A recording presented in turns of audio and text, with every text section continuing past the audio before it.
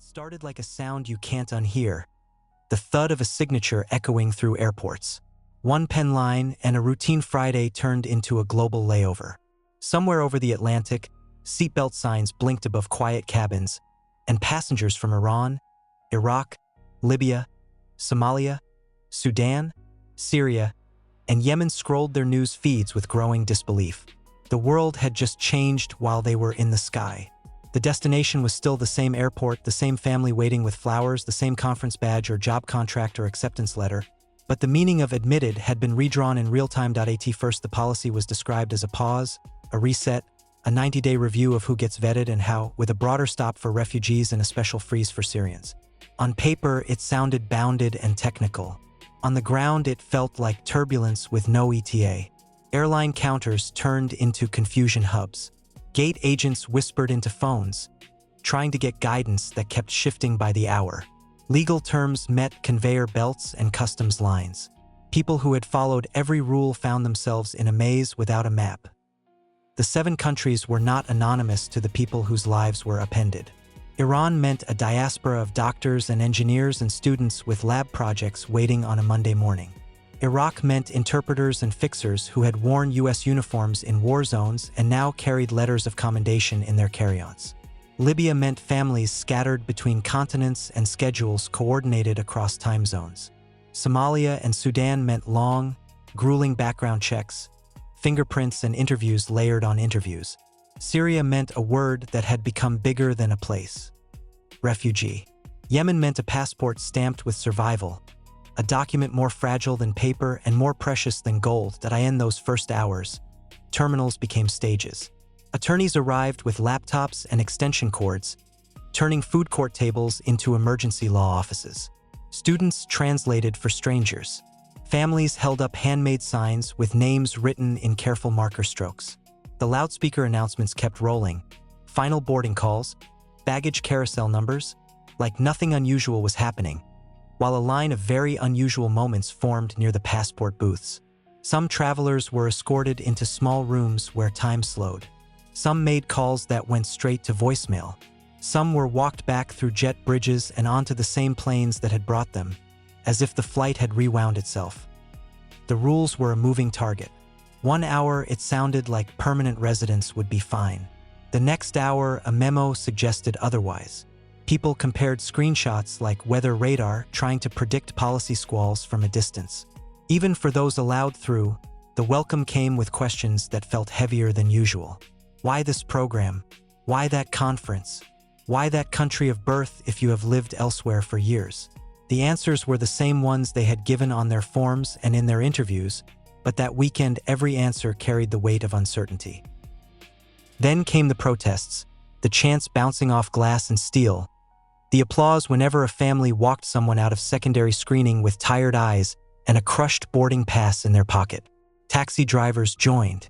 Off-duty lawyers joined. People brought snacks and phone chargers and blankets because waiting had turned into a community sport. Reporters live-streamed. Politicians posted statements. Judges started reading briefs that had been drafted at record speed. In the courts, words like standing, injunction, and narrow tailoring flew faster than luggage carts across terminal floors. Behind the headlines were stories that didn't fit into a single photo. There was a grandmother with trembling hands holding a visa envelope she waited years to receive. She had memorized the questions she might be asked and practiced saying the names of her grandchildren without crying. There was a startup engineer whose company had promised to hold his position but couldn't promise forever. A week in limbo for a small firm can feel like a year. There was a cancer researcher with time-sensitive experiments waiting in a lab. The cells wouldn't pause just because policy did. There was a guitarist booked for a festival, a visiting scholar set to teach a seminar, a bride whose wedding venue deposit was non-refundable. Policy doesn't refund time. Security was the headline word, and everyone agreed on the premise that safety matters. What people disagreed on was the instrument. Was a broad freeze a precise tool or a blunt one? Supporters said borders are where caution should be overcautious, that if there is even a small risk, the cost of delay is worth it. Critics said the policy painted with a brush too wide to be useful, that existing vetting was already exhaustive, that the policy's real impact would be measured not in threats blocked but in opportunities lost and trust eroded. Both sides claimed the mantle of protecting the country. Both sides told stories. One side told stories about worst-case scenarios. The other side told stories about best-case people. There were, two, the promises of waivers, safety valves on paper designed to release pressure in cases of medical emergency, urgent family need, or national interest. In theory, these would catch the edge cases the policy could not predict. In practice, that valve opened rarely, slowly, unevenly. Applications disappeared into inboxes with no outbox. Guidance evolved like software patched mid-flight. A family might hear yes in one consulate and maybe in another. The consistency people associate with borders, solid lines, clear checkpoints, was replaced with a feeling that the ground itself might shift as weeks turned to months. The policy morphed through versions that changed lists and exceptions. Iraq, after negotiations and additional vetting steps, wasn't on the same page anymore. Later versions added countries far from the original 7 in geography and political context. For a moment, it looked less like a ban and more like a constellation of tailored restrictions, each with its own footnotes and fine print. But for someone trying to plan a life, the difference between a single broad rule and a patchwork of narrow ones is academic. The daily question remains the same. Can I go? And if I go, can I come back? Universities adapted with a mixture of empathy and spreadsheets. International offices extended their hours. Departments wrote letters certifying that research could not proceed without specific colleagues. Professors rejiggered syllabi around absent teaching assistants. Conferences put remote presentations on the main stage instead of relegating them to the back channel. Some students deferred, afraid that a quick trip home might strand them away from their labs and their leases. Some never applied in the first place, choosing programs in countries where the rulebook felt less volatile. A generation that had grown up with global mobility learned new vocabulary: contingency, waiver, exception, risk tolerance. Businesses did the same math with different deadlines. Human resources departments recalibrated timelines, knowing that a delayed hire in a small team could slow an entire product launch. Recruiters practiced the art of reassurance and the science of honesty. We want you here, but we can't guarantee the calendar. Startups felt each lost week as a direct hit to runway. Multinationals moved pieces on a global chessboard, shifting projects to offices where the probability of friction was lower. For some, the opportunity cost was visible on quarterly reports. For others, it showed up in quieter ways, like a lab that missed its chance at a collaboration or a boutique architecture firm that couldn't field the language skills needed to land a bid. Families learned to plan around uncertainty. Holidays became calculations. Grandparents measured grandchildhood in video calls. Couples postponed weddings and then postponed them again, because invitations make promises and borders sometimes break them.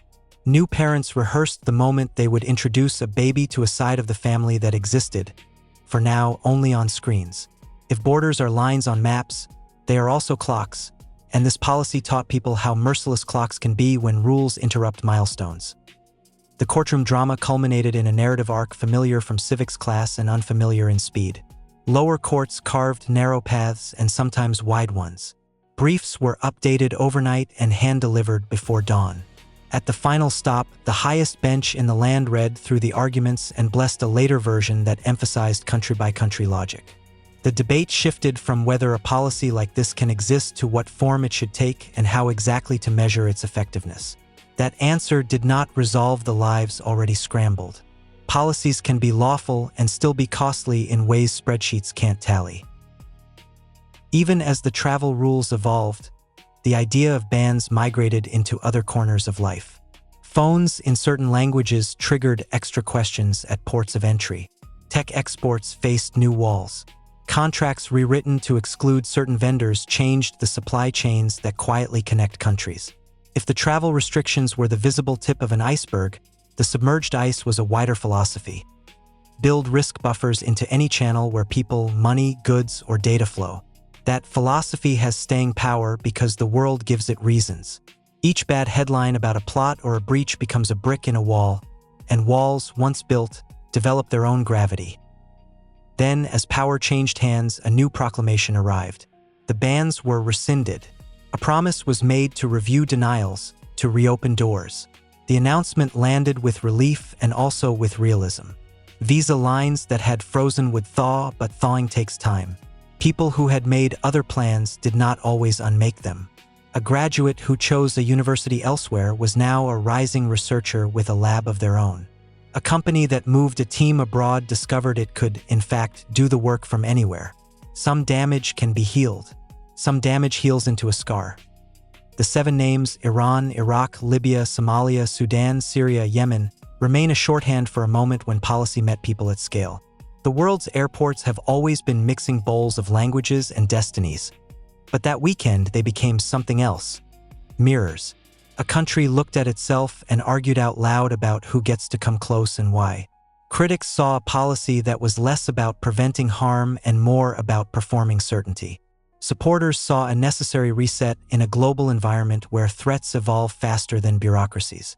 The truth that both sides often skip is that clarity is not the enemy of caution. Transparency strengthens security because it lets the right people prepare. If there is a lesson to carry forward, it is the difference between speed and haste. Speed is a plan rehearsed, a checklist completed, a message drafted for the people who will have to carry it out under pressure. Haste is a pen stroke followed by a scramble. Speed is a phone call to every major airline 2 days before, a training module for every gate agent, a hotline for edge cases, a database already configured to catch the exceptions that will save families from needless heartache. Haste is hope that everyone will figure it out on the fly. The cost of haste is paid in hours taken from ordinary lives, hours that can add up to missed funerals, missed weddings, missed first days of work and school. Those hours do not appear in cost-benefit analyses, but they are the currency of trust. Imagine, for a moment, a different script for that night. The same caution about security, the same seriousness about vetting, but wrapped in a rollout that respects the logistics of reality. Notices go out to airlines, airports, and consulates with a clear start date. People already en route are processed under the old rules to avoid mid-air changes. A waiver portal is live before the policy is, staffed by officers trained to make fast, humane decisions with consistent criteria. A public dashboard shows how many waivers are granted and how long they take, so transparency keeps the system honest. The loudest argument would still happen, but the quietest suffering would not. The human stories would still be complicated. The grandmother would still cry happy tears at a baggage claim days later than she hoped. The engineer might still need to start work remotely while a visa is reissued. The researcher might need to ship samples instead of carrying them across the ocean. But the message would be different. It would say, we are careful and we are competent. We take security seriously, and we take your time seriously. We control the border and we control the rollout. That is how a country keeps both its guard up and its grace intact. Years from now, when people look back at the night 7 countries lit up departure boards, they will remember the images, the handwritten signs, the crowded terminals, the first court orders slid across fax machines to be carried to airline counters like passports of a different kind. They will remember the sound of cheers when someone finally walked through sliding doors into arms that had been waiting all day. They will remember the quiet, too. The message that never came, the seat that stayed empty, the apartment that was never moved into. They will remember that borders are not just lines. They are living systems that can be run well or run badly. The choice is always there. And so the story ends where it began, with people in motion. The planes will keep flying. The policies will keep changing. The arguments will keep replaying, in headlines and hearings and family group chats. But one truth should outlast the news cycle. Power is not just the ability to say no. It is the wisdom to choose how. If caution is the intent, clarity is the method, and compassion is the proof. The next time a government thinks about flipping a switch that affects millions in an instant, it can prove its seriousness not just by building a wall, but by building a bridge that the right people can cross without getting caught in the gears. That is not softness. That is strength. For the 7 countries that once found themselves on a list, the storylines differ but intersect. Some citizens now travel under routines that have normalized again, though the memory lingers like a storm cloud that has passed but left the streets wet. Some have chosen other routes in life, rerouting dreams to cities where the paperwork felt less precarious. Some are back on familiar paths, a little more cautious about leaving and returning, a little more attuned to rumors about rules. Each of them knows what it feels like for a border to become a gamble. Each of them knows the relief when the dice roll their way. What really happened that night was not just a fight about a policy. It was a lesson about systems, about what happens when the chain from the pen to the jet bridge has weak links. It was proof that a superpower's strength is measured not only in warships and GDP, but in the smoothness of its bureaucracy when it touches everyday lives. And it was a reminder that, in the grand calculus of national security, the unit is the person, each traveler with a history and a plan, and people waiting, counting minutes that feel like years. If a country protects that unit with wisdom and care, it doesn't just keep itself safe. It keeps its promise. Tonight we remember the chaos, honor the patience, and carry forward the lesson. Clarity before chaos, planning before panic, rules that guard the door without slamming it. That is how a border becomes not just a line of defense, but a line of dignity. That is the difference between a country that is merely strong and a country that is strong and good. And if a signature can redraw lives overnight, then another signature, one backed by thought and empathy, can redraw them back toward the light. And that's all for today's video. These stories remind us how quickly the world can change and how fragile the dream of America can be for millions of people. If you found this video interesting, make sure to hit the like button, subscribe to the channel, and turn on notifications so you don't miss the next update. I'll be back soon with another shocking story about America's immigration, visas, and bans. Until then, stay safe, stay curious, and I'll see you in the next video.